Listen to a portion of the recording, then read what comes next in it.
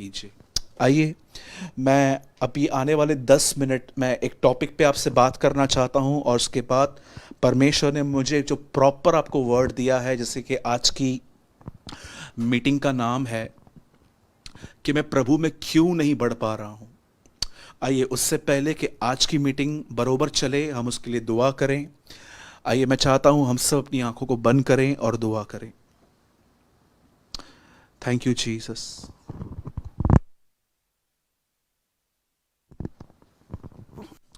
Thank you Jesus. Thank you Lord.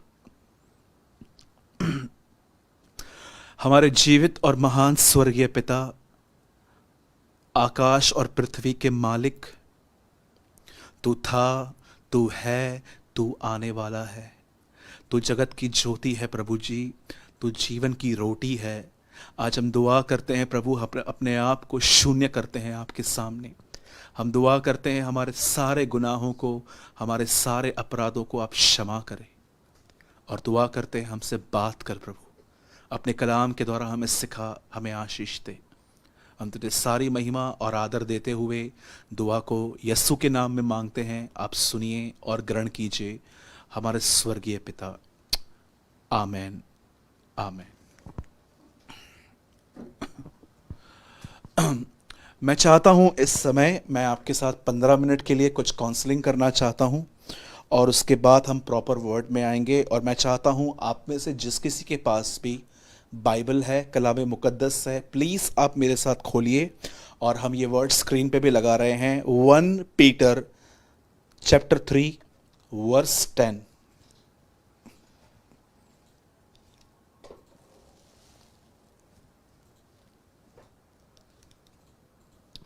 पहला पतरस और उसका 3रा अध्याय और उसका 10वां वचन।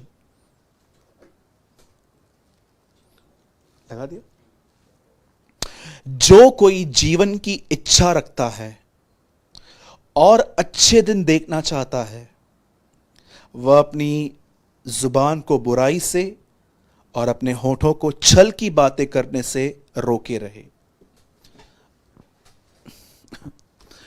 मेरे भाइयों और बहनों, जितने भी लोग अब देख रहे हैं, प्लीज मैं आपसे विनती करता हूं, आज की बातों को अपने जीवन से जोड़िए।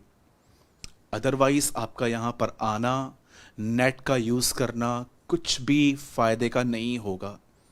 ये बहुत ज़रूरी है कि जब परमेश्वर का वचन चले तो आप जो वर्शिपर्स हैं, पास्टर्स हैं, प्रीचर्स हैं, या अपने चर्च के अंदर सेवक हैं, हम सब अपनी पोजीशन का कपड़े उतार कर उसे साइड में रखकर एक डिसाइपल की तरह हम कुछ सीखें। अब यहाँ पर देखिए क्या हो रहा है। यीशु मसीह के साथ एक व्यक्ति 3.5 साल तक चला, और न केवल 3.5 साल पर यीशु के साथ उठाए जाने के बाद भी ये प्रभु के साथ पवित्र आत्मा के द्वारा कंटिन्यू बना रहा।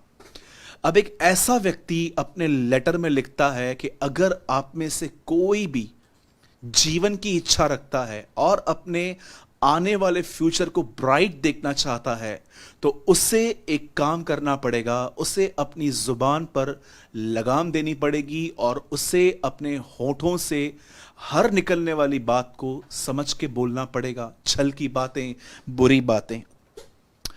मैं आपको सबसे पहले हमारी एक कमजोरी बताना चाहता हूं। आप जानते हैं, चाहे आप भाई हैं, चाहे आप बहन हैं, देखिए इन दिनों में हम लॉकडाउन की वजह से घर में बैठे हैं। कभी कभी आप देखिए वो लोग जो कभी घर पे बैठते भी नहीं थे, वो भी बैठे हुए हैं। कई बार आपको एक दूसरे का नेचर दिखता होगा कि जब हम क्लोज आते हैं तो हमें एक दूसरे की गलतियां दिखती हैं। पर कभी आपने इस चीज को महसूस किया है कि आप क्रिटिसाइज करने में, हम क्रिटिसाइज करने में कितने फास्ट हैं? कभी कभी आपने देखा होगा कि अगर एक व्यक्ति को आप कोई काम कहो तो वो आराम से आके आराम से जाता है, लेकिन कभी कभी बच्चों को आप कहो कर ये करके आ, तो वो दौड़ के जाते हैं, दौड़ के वापस भी आते हैं। क्या आप इस बात को जानते हैं? क्रिटिसाइज करने में अगर किसी के अंदर हमें कुछ गलत दिखता है तो हम उसको रूडली और उसको समझाने में, गलत तरीके से समझाने में हम कितने क्विक होते हैं, ताने मारने में हम कितने क्विक होते हैं। आज अपने आप से एक बात पूछिए कि जब आप अपने परिवार के अंदर ऐसी बातें देखते हैं जो सही नहीं है, आप उसे किस आत्मा में समझाते हैं लोगों को?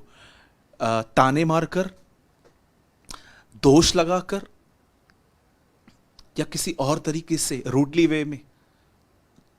मेरे भाइयों और बहनों, मैं आपको एग्जाम्पल देता हूं। एक बाइबल ऐसा बताती है, एक व्यक्ति था, उसका नाम अयूब था। वचन कहता है उसने अपनी सेहत खो दी, उसने अपना पैसा खो दिया, उसने अपने बच्चे खो दिए, उसने अपनी प्रॉपर्टी खो दी, और वो कंगाल हो गया, वो गरीब हो गया, वो बीमार हो गया अंत में। और जब उसके 3 दोस्त तेमानी, एलपी, शूही, बिल्दत जब उससे मिलने के लिए वहां पर आए, तो वो कंटिन्यू, आप देखिए, उसे एक ही बात कह रहे थे कि तूने पाप किया है, तूने पाप किया है, तूने पाप किया है। आप जानते हो, अयूब उन लोगों में से इतना डिस्टर्ब हो गया कि अयूब ने लास्ट में उन लोगों से कहा, तुम निकम्मे हो, तुम निकम्मे शांतिदाता हो। आपने कभी चेक किया हन्ना की जो सौतन थी वो उससे किस तरह बात करती थी? हन्ना के पास बच्चा नहीं था, और वो जब उससे बात करती थी ना, तो वो हमेशा उसे टोकती थी कि देख, प्रभु ने तेरी कोख को बंद किया है। कभी कभी आप जानते हैं, आपके पास एक हार्ड टंग है, आपके पास एक ऐसी जुबान है जो बहुत ही कड़वी, और जब भी बोलती है तो वो कुछ ना कुछ गलत ही बोलती है। और आप जानते हैं, कई लोग, जब आप उनको कहोगे कि आप इस तरह बात क्यों करते हो, वो लोग एक डायलॉग मारते हैं। वो लोग कहते हैं, मैं बचपन से ऐसा ही हूं। तो अपने आप को चेंज कीजिए, ये नहीं चलेगा। आप जानते हैं, वर्ड्स बिल्ड करते हैं, वर्ड्स डिस्ट्रॉय करते हैं। अपने आप से पूछिए कि जब भी आप लोगों में कुछ गलत देखते हैं, आप उनको किस तरह समझाते हैं? प्रेम से समझाते हैं, डांटते हैं, कि आप उनको क्रिटिसाइज करते हैं? आप देखिए, आजकल लोगों में बहुत हद तक क्रिटिसाइज करने की आत्मा है।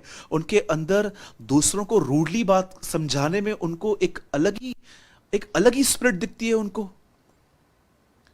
सोचिए, जब यीशु मसीह सबत के दिन काम करते थे, तब फरीसी उससे कैसे बात करते थे? क्या किसी ने भी उससे इस तरह पूछा कि प्रभु, आज सबत का दिन है, व्यवस्था में लिखा है कि आज के दिन काम नहीं करना है, तू क्यों कर रहा है? क्या हमें समझा सकता है? लेकिन वो हमेशा जीसस को रॉन्ग वे में लेते थे। मेरे भाइयों और बहनों, यीशु मसीह को देखिए। मैं आपको एक सत्य घटना बताता हूं। जब यीशु मसीह इन पृथ्वी पर थे, तो उनके साथ ये हुई थी। एक व्यक्ति ने प्रभु को कहा था, मेरे सेवक को ठीक करने के लिए चल। और जब यीशु आया, तो उसने यीशु को अपनी चौखट पे रुका के कहा कि तू यहीं से कह दे, मेरा सेवक वहां चंगा हो जाएगा। तब जानते हो यीशु ने इसको क्या कहा? मैंने इसके जैसा विश्वास सारे इज़राइल जाति में नहीं देखा। आप जानते हो, एक लेडी ने जब जीसस के गारमेंट को टच किया, तो यीशु ने क्या कहा? चली जा बेटी, तेरे विश्वास से तुझे ठीक किया है। कभी भी आप इस बात को देखते हैं, यीशु मसीह उन लोगों को जो बड़े कमजोर होते थे, यीशु उन लोगों को इनकरेज करता था। आज क्या आप अपने परिवार को या प्रतिदिन एक आदमी को इनकरेज करते हैं, मैसेज करके या कॉल करके या किसी और तरीके से? क्या आप अपने फैमिली को इनकरेज करते हैं कि आप बहुत अच्छे हैं, आप बहुत अच्छा खाना बनाते हैं? आइए भाइयों, मैं आपसे एक सवाल पूछना चाहता हूं। आपके घर के अंदर आपकी सेवा होती है, पर क्या आप अपने परिवार को इनकरेज करते हो कि आप मेरी सेवा करते हो?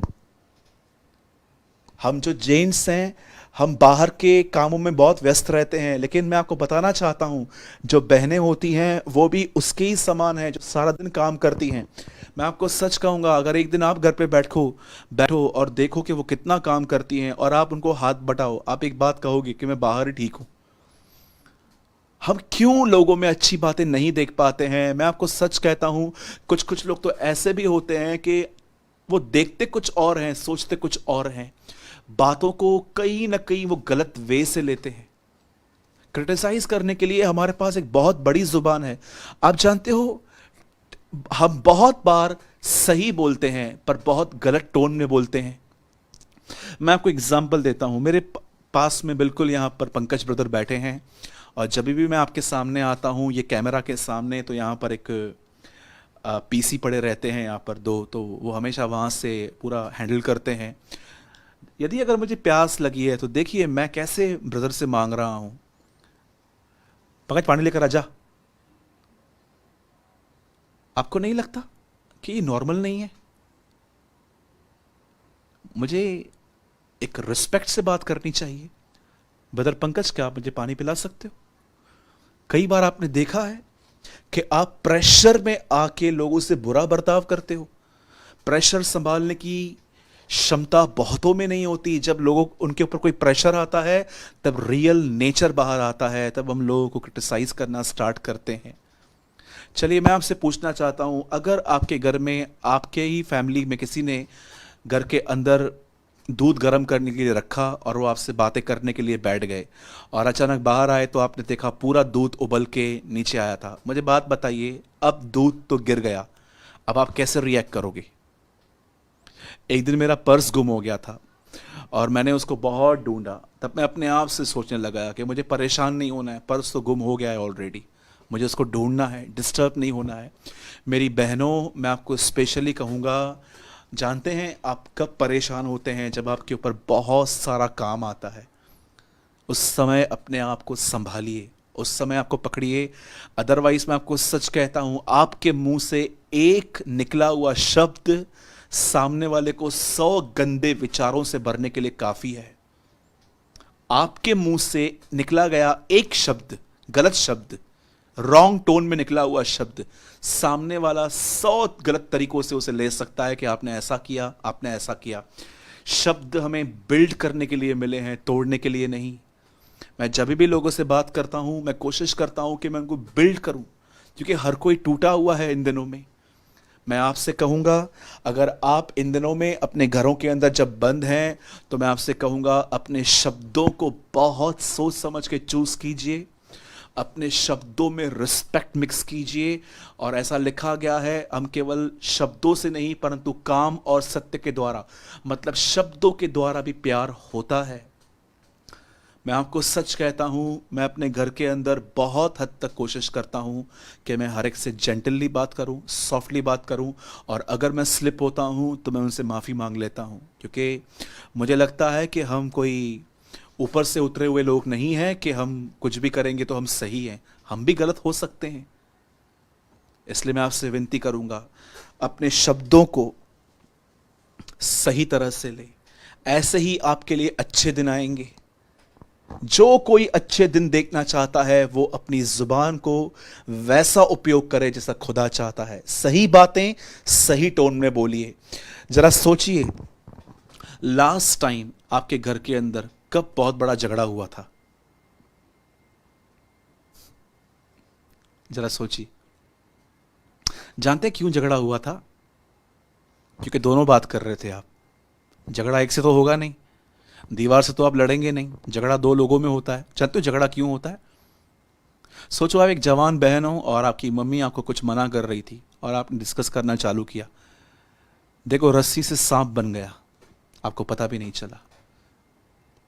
और मैं आपको बताना चाहता हूं, अगर आपका किसी से भी झगड़ा है, सेम डे पर मेल मिलाप कीजिए। अगर दूसरे दिन तक इसको रखेंगे तो फिर एक दूसरे की शक्ल तक नहीं देख पाएंगे। आप खाना भी नज़र वहाँ से हटा के आपको देना पड़ेगा, क्योंकि आप उस आदमी की शक्ल को देखना पसंद नहीं करेंगे।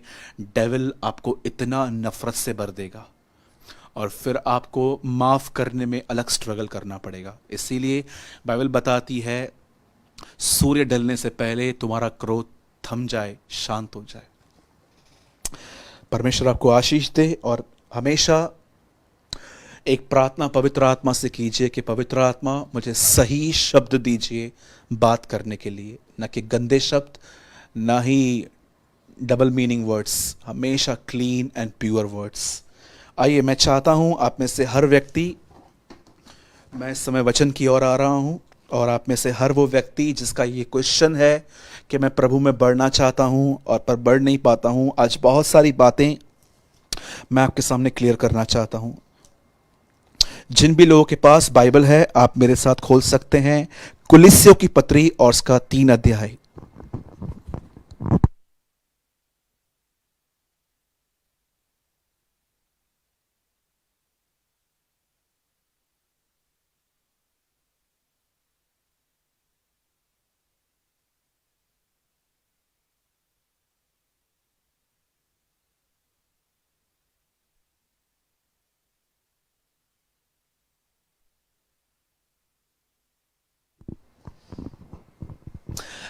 द बुक ऑफ कोलोसियंस, कुलिस्सियों की पत्री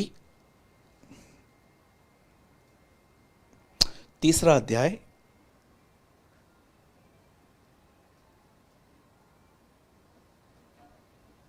और हम पढ़ रहे हैं फर्स्ट वर्ड।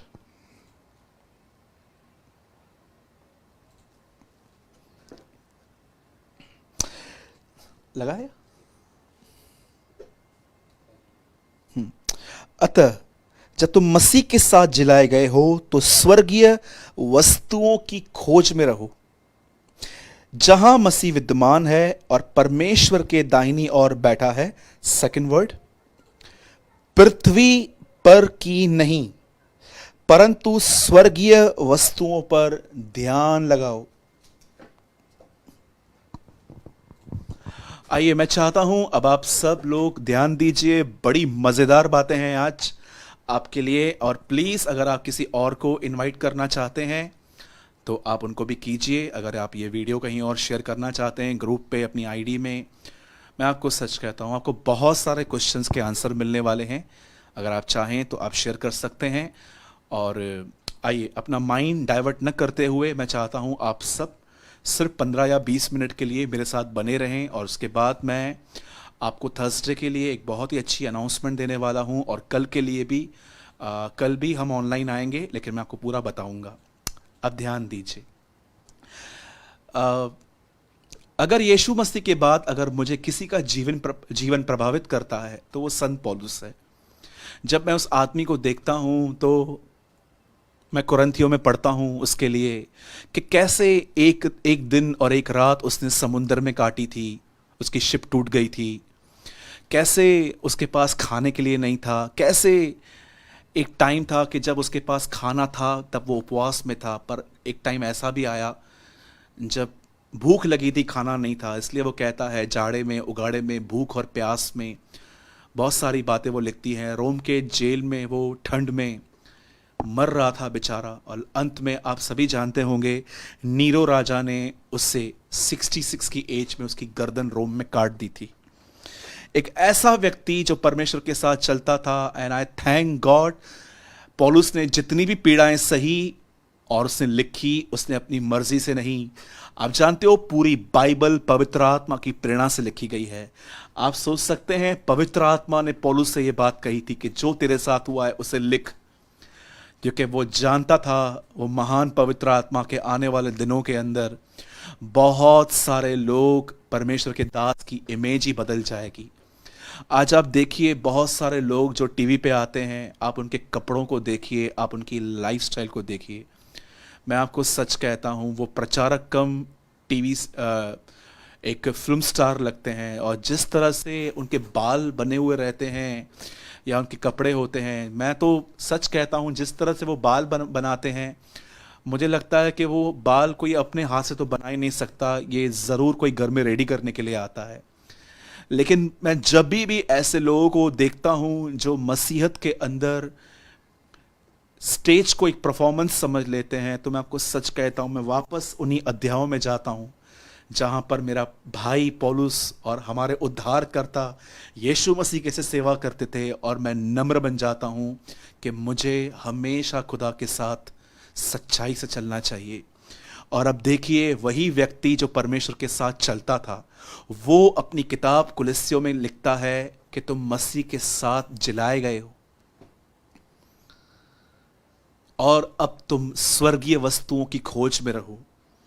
और सेकंड में वो कहता है ध्यान लगाओ। मेरे भाइयों और बहनों, मैं आपको समझाना चाहता हूं, यहां पर एक वर्ड आया है ध्यान। बहुत सारे लोग ग्रोथ को जानते हैं, क्या समझते हैं कि मैं बढ़ क्यों नहीं पा रहा हूं। सबसे पहले मैं पूरी तरह से आपको समझना चाहता हूं इस चीज में कि आप किस चीज को ग्रोथ कहते हैं। अगर आप नए हैं प्रभु में और आप वचनों को याद करते हैं, भजन संहिता 23वां पूरा आपको याद है, भजन संहिता 91 आपको पूरा याद है, तो मैं आपको बिल्कुल भी गलत नहीं कहूंगा। हमने भी शुरुआत ऐसे ही की थी, आपने भी ऐसे ही की है, बहुत अच्छी बात है। लेकिन अगर आप एक ऐसे व्यक्ति हैं जो 4-5 साल से मसीह में हैं, तो आपकी डिक्शनरी में वचनों को याद करना और बढ़ना नहीं है, उससे आगे बढ़िए। मेरे भाइयों और बहनों, इस बात को समझिए कि अगर आपको मसीह में आए हुए 6 महीने, 8 महीने, 1-2 साल हुए हैं और आप अब तक वचनों को याद करते हो, इसमें कोई प्रॉब्लम नहीं है। लेकिन अगर आप पुराने हो तो वचनों को याद करना ही आपके लिए सब कुछ नहीं है। आपको एक स्टेप आगे आना है। आपको सिर्फ वचनों को याद नहीं करना है मेरे भाइयों और बहनों, आपको यह बात जाननी है कि आपकी ग्रोथ, जानते हो किस चीज के अंदर है? कि आपका कैरेक्टर खुदा में बदल रहा है, आपका नेचर बदल रहा है। अब आप गालियां नहीं निकालते, अब आप बातों को बढ़ा चढ़ा के दूसरों को नहीं बताते। कभी कभी आपने देखा है कुछ लोगों ने आपको कान में आके कहा था कि मैं आपसे कुछ बात करना चाहता हूं और ये बात आप किसी और से शेयर मत करना। आपने 1000 लोगों से शेयर कर दिए। क्या एक व्यक्ति इतना अनस्टेबल है और क्या उसकी ये ग्रोथ है? कभी आपने इस बारे में सोचा है? 1 कुरिन्थियों 14 अध्याय के अंदर पौलुस कहता है, मैं एक व्यक्ति को जानता हूं, न देह रहित न देश सहित। एक ऐसा व्यक्ति, वो कहता है 14 साल पहले की बात है, एक ऐसा व्यक्ति न देह रहित न देश सहित वो उठा लिया गया और उसने ऐसी बातें सुनी जो कभी कहने की नहीं है। अभी देखिए पौलुस यहां पर एक आदमी का जिक्र कर रहा है कि एक आदमी है जो जिंदा स्वर्ग से होके वापस लौटा है और उसने स्वर्ग में ऐसी बातें सुनी है जो मुंह पे कहने की नहीं है। अगर उस आदमी ने कभी मुंह से कही ही नहीं है तो पौलुस को कैसे पता चला उस आदमी के लिए वो स्वर्ग से होकर आया है? इसका मतलब साफ है, पौलुस वो कहता है, अरे हम अगर एक दिन स्वर्गदूत भी देख लें तो हम नेक्स्ट डे कम से कम 1000 लोगों को बता देंगे कि हमने स्वर्गदूत देखा।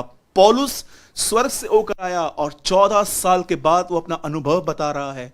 एक आत्मिक व्यक्ति की ये पहचान होती है, उसकी जुबान उसके कंट्रोल में होती है, वो एक्साइटमेंट में आके किसी को कुछ नहीं कहता है, वो परिपक्व होता है। अगर आज कोई आपको कुछ बता दे तो कितने टाइम तक आप अपने पेट में उन बातों को रख पाएंगे? जरा सोचिए।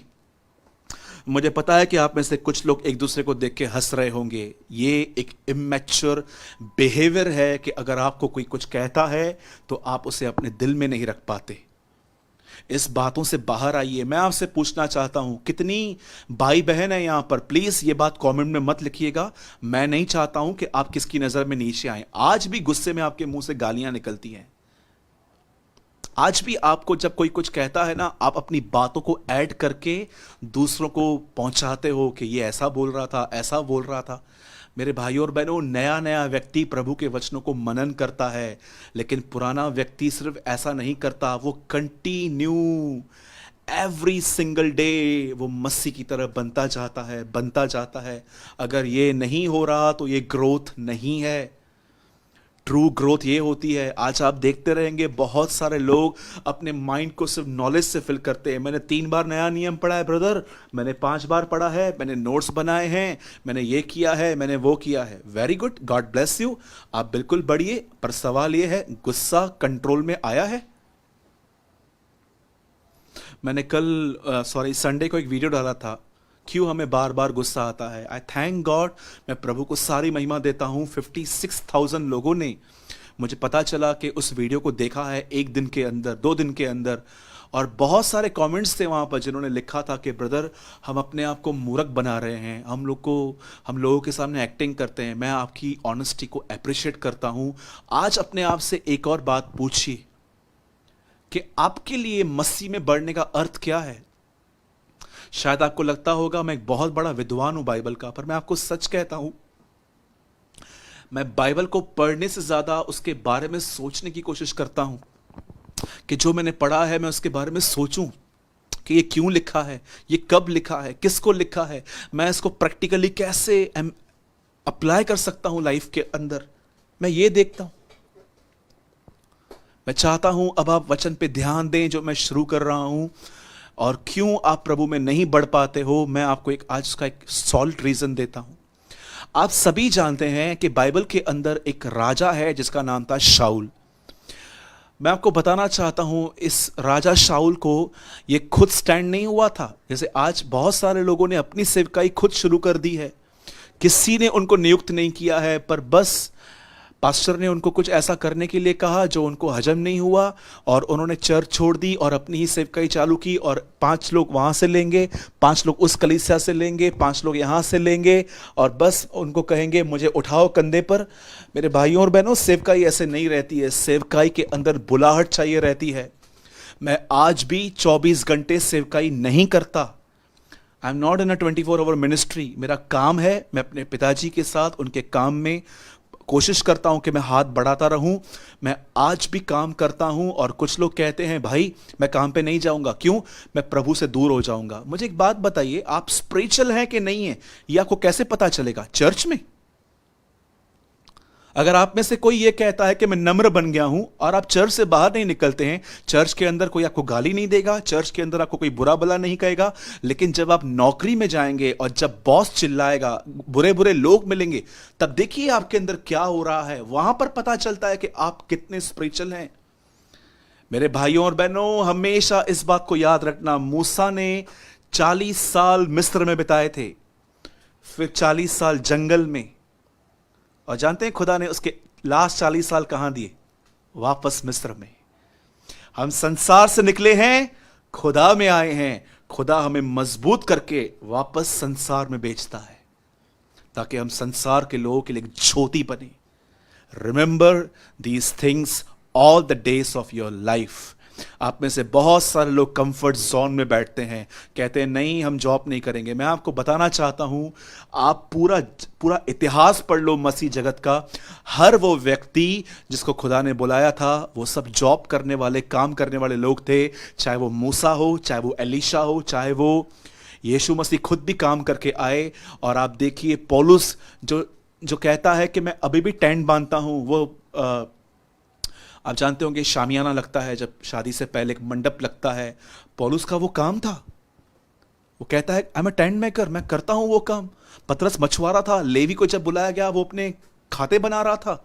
मैं आपसे पूछना चाहता हूं मेरे भाइयों और बहनों, शाऊल एक ऐसा व्यक्ति था जो परमेश्वर के द्वारा स्टैंड किया व्यक्ति था, लेकिन आप सभी जानते हैं शाऊल ने शुरुआत बहुत की, लेकिन अंत उतना ही खराब। वचन कहता है एक दिन शाऊल के सामने एक बहुत बड़ा व्यक्ति आया, उसका नाम गोलियत था। और ऐसा बाइबल बताती है कि जब शाऊल ने उसको देखा तो उसका मन कच्चा हो गया। कच्चा होने के बाद जानते उसने क्या किया? उसने खुद लड़ाई नहीं की, उसने उसके ऊपर इनाम रख दिया कि जो कोई इसे मारेगा मैं उसे बहुत कुछ दूंगा, और मैं अपनी पहली बेटी मिशेल का विवाह भी उससे करूंगा। अब हुआ क्या? ये चैलेंज करके और यहां से इनाम रखकर ये बातें हो रही थी 1 शमूएल 17 में। और आप पढ़ के देखिए आराम से, ऐसा लिखा गया है कि दाऊद वहां पर आया, और दाऊद का जो बैकग्राउंड था वो क्या था, मैं आपको समझाना चाहता हूं, क्योंकि अगर आपने बैकग्राउंड नहीं समझाना आपको कुछ समझ में नहीं आएगा। दाऊद का बैकग्राउंड यह था कि दाऊद एक चरवाहा था, और दाऊद को यह बहुत अनुभव था कि कभी भी वो देखता था कि किसी भेड़ को, किसी बकरी को शेर भालू उठा के ले जाए ताकि वो उनको फाड़ के खाए, तो दाऊद उनका पीछा करके उनको फाड़ता था। अब आप सोचिए, जो आदमी प्रभु की सहायता से सिंह और भालू से लड़ता होगा, उस आदमी को वो आदमी कितना निपुण, कितना होशियार होगा। और जैसे दाऊद एक दिन अपने भाइयों को खाना देने के लिए गया, अब देखिए वहां पर क्या हुआ। उसके भाई ने उसको इतना सुनाया एलियाब ने कि तू क्यों आया है मैं जानता हूं। मैं समझना चाहता हूं कि एलियाब ने उसको क्यों चिल्लाया। जानते हो क्यों? एलियाब को लगा कि ये इनाम पाने के लिए यहां पर आया है। कभी कभी आपसे कुछ लोग अपनी ही विचारधारा बना लेंगे आपके लिए कि ये ऐसा है, ये ऐसा है, ये ऐसा है। ठीक है, लोगों को जो सोचना है सोचने दो, ये चीजें आपको डिस्टर्ब नहीं करनी चाहिए। दाऊद के भाई ने दाऊद की एक अलग ही इमेज बना के रख दी अपने आप में कि ये तो इनाम पाने के लिए आया है, और बहुत कुछ सुनाया। आप जानते हो दाऊद के लिए क्या लिखा है? वो फिर गया, और जैसे वो फिरा, सामने शाऊल खड़ा था, और से शाऊल को बोला डरने की कोई जरूरत नहीं है इस व्यक्ति से, मैं जाऊंगा। और शाऊल उसे कहता है तू नहीं लड़ सकता, तू तो बच्चा है, और वो तब से योद्धा है जब से वो बच्चा था। अब मैं आपको बात समझाना चाहता हूं मेरे भाइयों और बहनों, इस बात को हमेशा याद रखिए। जब भी आप किसी भी वक्ता को सुनने के बाद, चाहे वो मैं हूं, चाहे कोई और है जिसको आप सुनते हैं, कभी भी जब आप कोई वचन सुनते हैं और आप अंदर में जिलाए जाते हैं कि यार ये वचन मेरे लिए था, आज से मैं इसका पीछा करूंगा, याद रखिए जब आप गोल तैयार करोगे कि मैं इस पे तरफ बढ़ूंगा, डेविल आपके रास्ते पे तरह तरह की चीजें थ्रो करता जाएगा। अब देखिए दाऊद ने अपने माइंड में डिसाइड किया मैं लड़ूंगा। सबसे पहले डेविल ने उसके सामने एलियाब को थ्रो कर दिया, एलियाब ने बहुत कुछ बोला, दाऊद फिर गया। अब देखो एक डिस्करेज आदमी, पहले पहले आलोचना हुई, अब निराश करने की कोशिश की जा रही है। वो कहता है तू नहीं लड़ सकता, तू छोटा है। आप जानते हैं रुकावट कहां आती है? हमेशा इस बात को याद रखिए, सब्त का दिन थर्सडे है, फ्राइडे है, सैटरडे है कि संडे है, इन चीजों का ज्ञान रखने से, गुड फ्राइडे मनाऊं कि नहीं मनाऊं भाई, क्रिसमस करूं कि नहीं करूं भाई, मैं सच कहता हूं लोग होल डे इन्हीं बातों में बिजी हैं। प्रॉपर नॉलेज दो ब्रदर। मैं आपको सच कहता हूं, मुझे इतने मैसेज आते हैं, जीवन से दूर दूर तक कोई वास्ता नहीं है। मैं एक जगह पे था तो मुझे एक भाई ने कहा कि ब्रदर, परमेश्वर ने आदम को कहा था कभी स्त्री को मत छूना, अपनी वाइफ को। तब मैंने उनको पूछा ये कहाँ लिखा है? तो बोला ये प्रकाशन है। तो मैंने उनको बोला आप चले जाओ, नहीं तो आपको लोग बहुत पीटने वाले हैं आज यहाँ पर। तो उन्होंने बोला ये कहाँ लिखा है? मैंने ये भी प्रकाशन है। लोग पता नहीं किन किन चीजों के पीछे इन दिनों में भाग रहे हैं। अच्छा चलिए मैं आपसे एक सवाल पूछता हूं, मैं बताता हूं आपको सब्त का दिन कब है, क्या मिलेगा आपको? यीशु के जो चेले थे पतरस, उनके डैडी का नाम भी आपको मैं बता देता हूं, योना। क्या मिला इससे? आप नॉलेज में इंक्रीज क्यों हो रहे हैं? सिर्फ आप लाइफ में क्यों नहीं आगे बढ़ रहे हैं? सिर्फ ज्ञान में मत बढ़िए। कुछ लोग सिर्फ आपको नॉलेज देख के फरीसी बना देंगे, और आप कभी भी दूसरों को देखोगे ना, अरे ये देख ये ऐसा करता है, ये देख ये ऐसा करता है। मैं आपको सच कहता हूं, मैं अपने लाइफ में ऐसे भाइयों के साथ घूमता था जो कुछ भी ग्रो नहीं करते थे, सिर्फ दूसरों की गलतियों को देखते थे। और मैंने क्या देखा, मैं भी उनकी तरह दूसरों की तरह जज करने लग गया था। मैं भी लोगों के अंदर से फटाफट नेगेटिव थिंग्स को ढूंढ लेता था कि ये ऐसा है। अरे अगर मैं हर एक में से फॉल्ट निकालूंगा तो मैं संगति किससे करूंगा? मेरे भाइयों और बहनों, देखिए यहां पर क्या हो रहा है। बहुतों के पास सिर्फ नॉलेज है, पर कितने लोग ये बात जानते हैं? पौलुस कहता है जो बातें हो गई हैं मैं उनको छोड़ आगे की ओर दौड़ता हूं। आप जानते हो हमारे पास तो सिर्फ ये नॉलेज रहता है कि ये क्या है, ये क्या है, लेकिन जानते हो पौलुस के पास इस चीज का प्रॉपर नॉलेज था कि किन चीजों को निहारना है, किन चीजों की ओर नहीं निहारना है। आप जानते हैं आपको कौन सी चीज सबसे अधिक सीखनी है?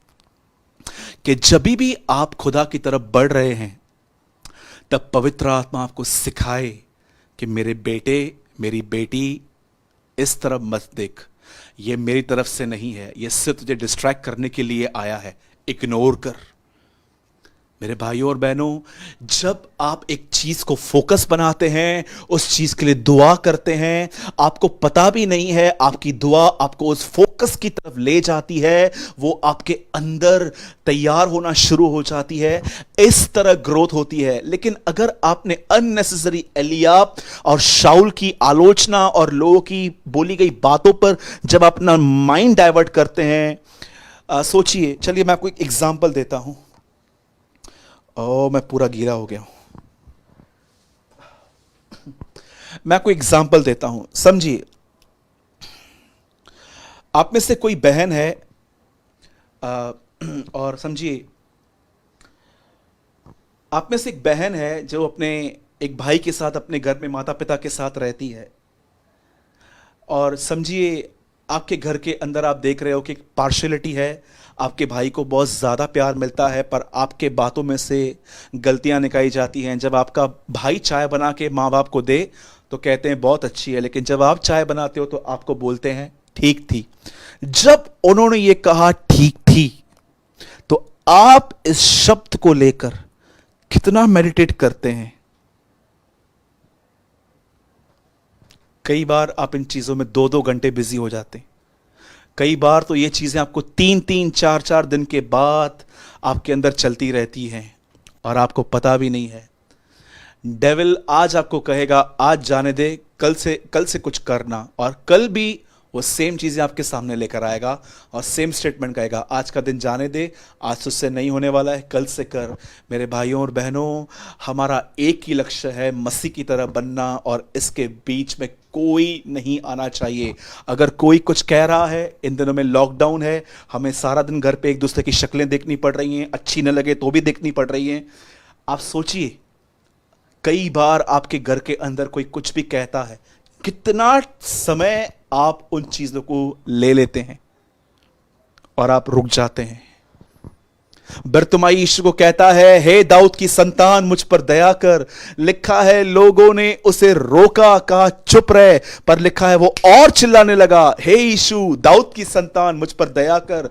रुकावटें आएंगी, लेकिन बैठिए मत, बढ़ते रहिए मेरे भाइयों और बहनों। खुदावंत आपके सामने है, उसकी तरफ भागिए। यही चीजें हैं जो आपकी ग्रोथ को रोकती हैं। मैं बिलीव करता हूं आज आपके बहुत सारे क्वेश्चंस का आंसर आपको मिला है। याद रखना, डेविल हमेशा चाहता है आप यहां बिजी रहें, यहां सोचते रहें, सोचते रहें, सोचते रहें। बी अलर्ट, किसी तरह ध्यान मत दीजिए। दाऊद गया, दाऊद लड़ा, दाऊद जीत के आया, और दाऊद ने जीतने के बाद कहा, धन्य है हमारा परमेश्वर जो हमारे शत्रुओं को हमारे वश में कर देता है। दाऊद फेथ से बड़ा था। फेथ से बढ़िए, प्रभु बहुत सारी बुरी बातों में से हमारे लिए भलाई पैदा करने वाले हैं। Let's pray. O thank you Jesus, thank you, thank you. हमारे जीवित और महान स्वर्गीय पिता, हम यीशु मसीह के नाम में तेरे पास आते हैं। आज आपने बहुत सारी बातें क्लियर की हैं। आज आपने बहुत अच्छी रोशनी दी है हमें। प्रभु हम पर दया कर, हम पर अनुग्रह कर। जो बातें हमने सुनी और समझी हैं, उन्हें आगे की और उन चीज़ों में बढ़ने में आप हमारी मदद करें। हम आपको सारी महिमा आदर देते हैं प्रभु। दुआ को यस्सु के नाम में मांगते हैं, आमीन।